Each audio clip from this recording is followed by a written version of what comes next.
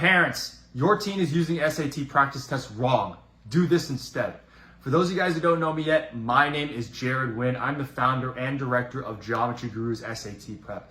And at this point in my career, I've helped hundreds of students increase their SAT score so that they can go to their dream colleges or qualify for scholarships. In every single video that I post, I give you guys one actionable step to help your teen increase their scores. With that being said, let's get straight into it, family. I get on so many calls with parents and students, and they're like, Jared, no matter what we do, we can't increase our practice test scores. I'm like, okay, well, how are you using these practice tests? They tell me this. Okay, so what we do, Jared, is that we take the practice exam, we see what we get wrong, we fix that by learning why we got that problem wrong, and then we take another test. Okay, well, that tells me exactly why you're failing in the first place. It's because you're just repeating the same bad habits over and over again.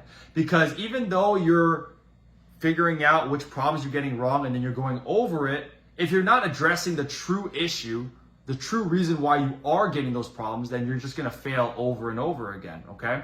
Because you're not breaking it down. You're not breaking down the concepts to really understand, okay, why am I getting these problems wrong? And they're not, they're not using real problems that mimic those same types of problems. So they don't actually practice the areas they actually need help in. They go straight into another test, and because they haven't done any real preparation to fix those issues, they just repeat them again. Okay, that's like if you were to go play basketball, right? Let's say your kid plays basketball and they're shooting like this and they're wondering, okay, why is my shot not going in, right? And you get a coach coming in, or they watch a YouTube video, right? And they're like, okay, you got to be shooting like this with proper form, right? And they, oh, okay, I'm going to go and do that. And then the next time they play, because they haven't practiced the form, they haven't practiced, and then in this case for SAT, they haven't practiced the same material that they're missing. They're just going to go back to shooting like this. Okay, so you need to, at that point, you need to be able to identify where exactly are you the weakest, which you guys should have done with these diagnostic exams.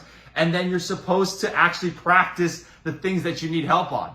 Okay, if you don't practice it, if you don't break down the concept, if you don't break down the strategies and the techniques you need to solve these types of problems, so, by the time you take it again for a practice exam, you're screwed. You're not going to get the results that you're looking for, okay? So that's why so many students have a hard time increasing their SAT practice exams, okay? So what should you do instead? So once you understand which of the 64 SAT concepts you're missing based on these practice exams, you should be using real SAT problems that mimic the same types of problems that you're missing right now. Or most importantly, breaking down those bad habits that you're making. And if you don't know what bad habits you have, you need to have someone next to you who does and recognizes your bad habit, okay? And then break down those habits and then build yourselves new ones. Okay, it's the rebuilding process. Once you rebuild, then you can take another practice exam. Okay, you need to learn, and then you need to adapt